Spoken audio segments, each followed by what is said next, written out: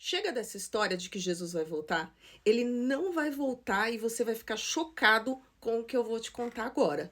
Ele não vai voltar da maneira como a maioria dos cristãos imagina, ou seja, sumindo do nada, e eu brinco que é desaparecendo pelado, ou antes da tribulação.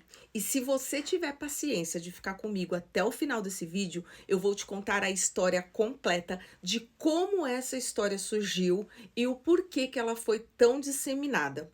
E aí já aproveita, já curte esse vídeo antes que eu esqueça de falar para você fazer isso.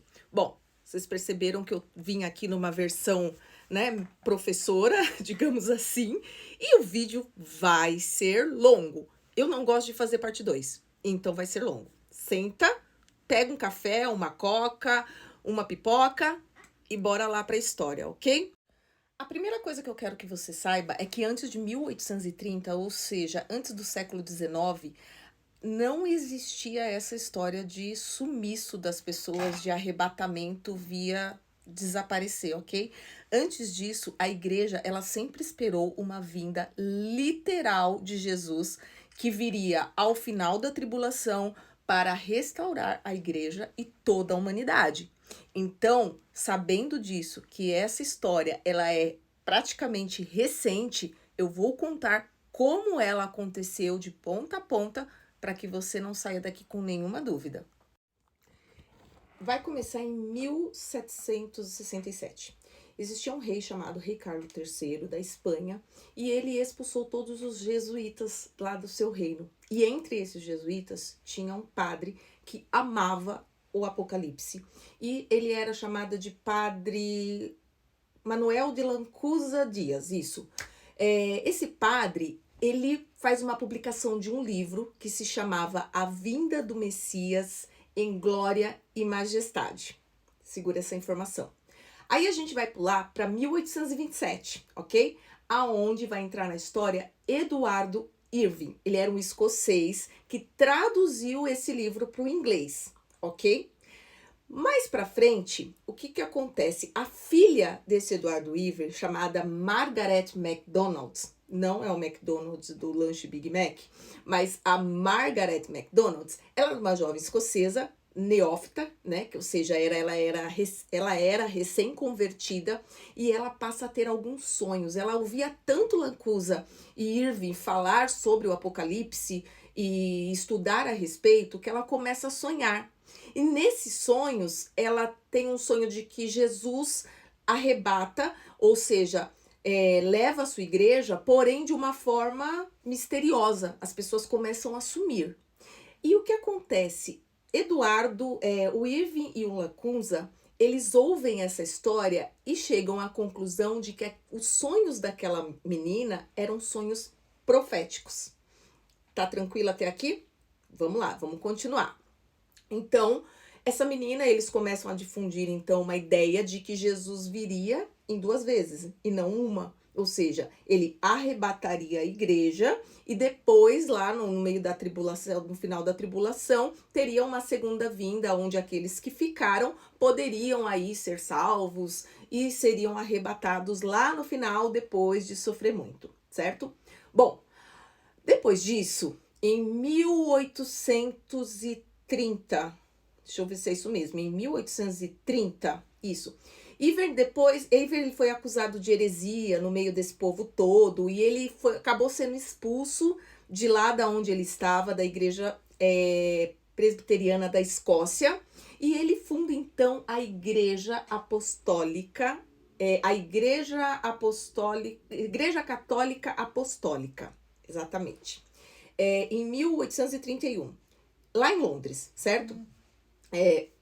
Olha só, eu sei que vai vir gente falar aqui, tá? Não é Igreja Apostólica Romana, ok?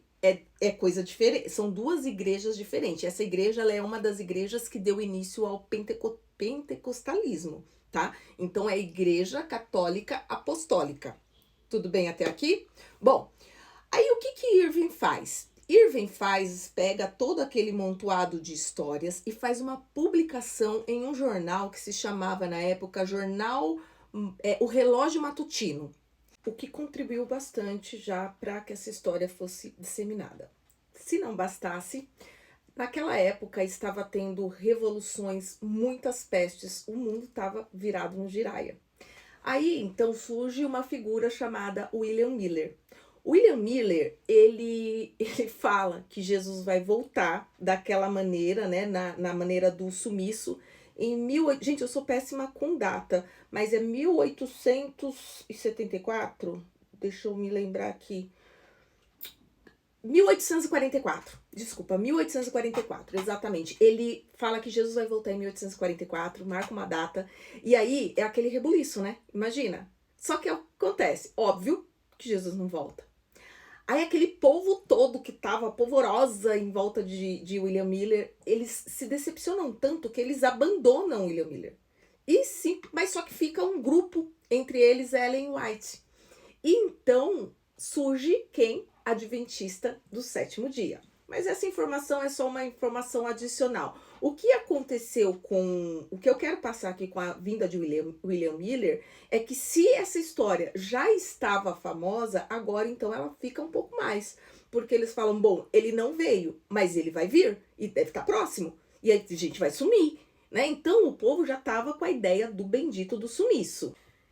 Em 1859, surge uma figura que é extremamente importante nesse processo todo, que é um maçom, e essa informação eu não consegui confirmar, mas a maioria das teorias dizem que ele era maçom.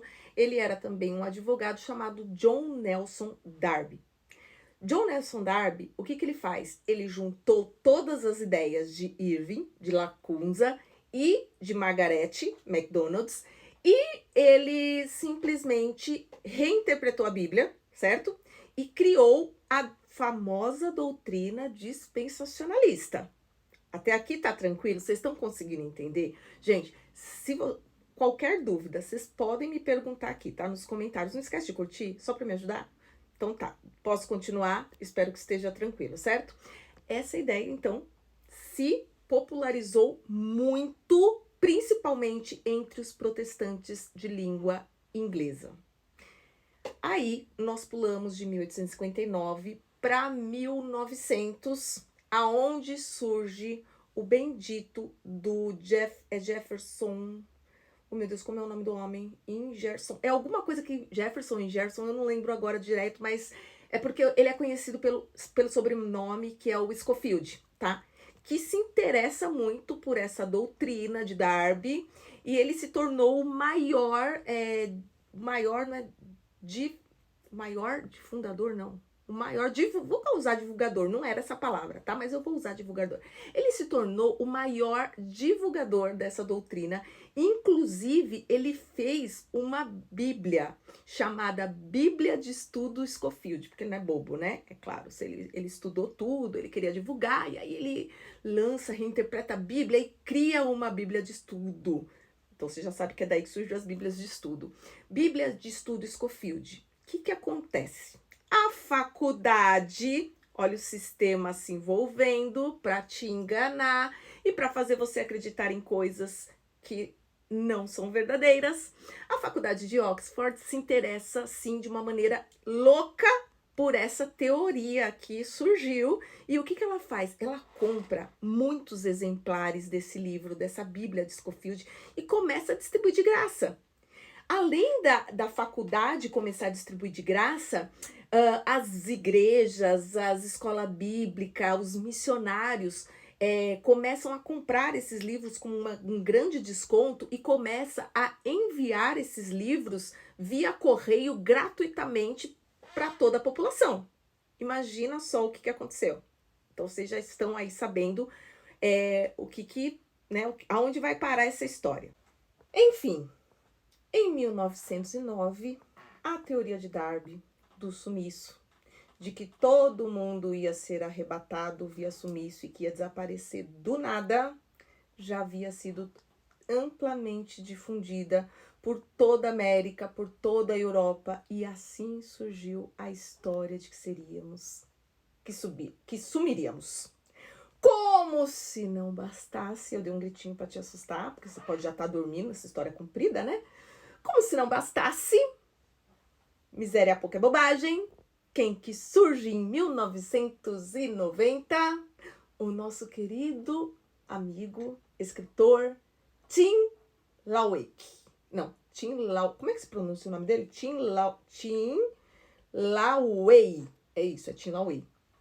Que vai lá e escreve um livro chamado Deixados para Trás.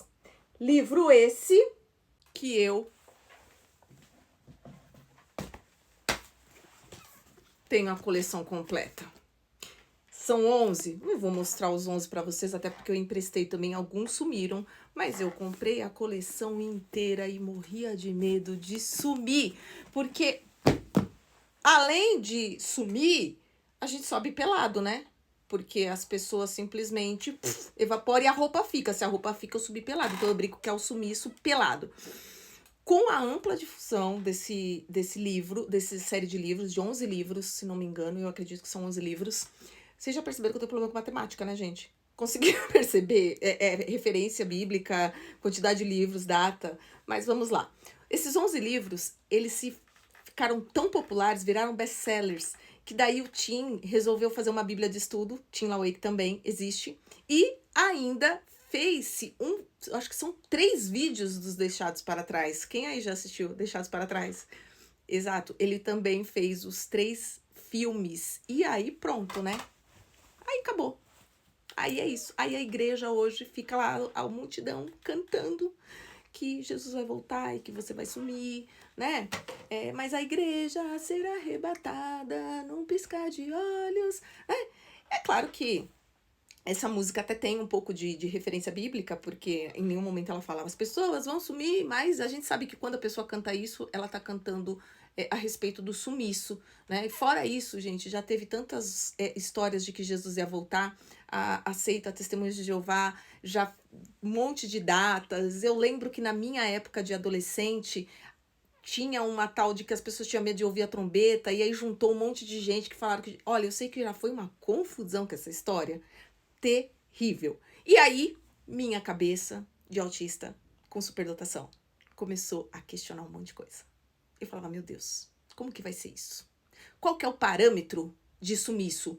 Porque assim, a gente hoje tem crianças, e crianças bebê são salvas, né? Eu acredito nisso, não sei você, eu acho que até porque a pessoa tem a consciência do pecado, ela é salva. E quando que essa criança vai ser salva? A que idade, né? Qual a idade que ela vai ser salva, ou vai sumir, ou vai ficar? Porque no filme some todas as crianças, né? E aí eu fico pensando, uma criança de 11 anos já não é tão inocente, como que ela some? Por outro lado, eu ficava pensando nas mulheres grávidas. Eu falava, gente, mas mulher grávida, será que vai sumir o bebê da barriga da mulher? Aí eu lembrava daquele texto que fala assim, ai das mulheres grávidas que estiverem amamentando. Eu falava, amamentando é porque vai sumir do colo. Mas tadinho, não vai sumir do colo, mas vai sumir da barriga. E como que a mulher vai ficar por dentro? Vai ter uma hemorragia interna. Cabeça, tá? Aqui pensando, lembra que eu já falei pra vocês em outros vídeos que assim, ó, precisa ter lógica, precisa se encaixar. Se não se encaixar, pra mim não faz sentido. E aí eu fui estudar os livros de Flávio Josefo, que eu já falei aqui para vocês também, que é a história dos hebreus. E lá a gente percebe que parte de Mateus 24, se não me engano, tá em Mateus, tá falando, quando fala sobre um será deixado, outro será levado, quando fala do ai mulheres grávidas e das que estiverem amamentando, quando fala que um estará no campo, outro vai estar na... Todos esses textos, que o sol se tornará em sangue, né? A lua se tornará em sangue, o sol não dará a sua luz. E aí a gente, toda vez que tem uma lua de sangue, a gente fala que é uma profecia que está sendo cumprida. Todas essas histórias de Mateus, ela está se referindo não à volta de Jesus, mas à queda de Jerusalém nos anos 70. E aí eu posso fazer um vídeo, se vocês quiserem, esse aqui tá super comprido, eu posso fazer um vídeo para vocês sobre esses pedaços que são sobre a queda de Jerusalém e conto para vocês como isso sucedeu e o porquê cada frase sobre isso, ok? Mas hoje não, porque a gente já tá super... Eu já nem sei mais, que eu dei umas cortadas no vídeo aqui, gente.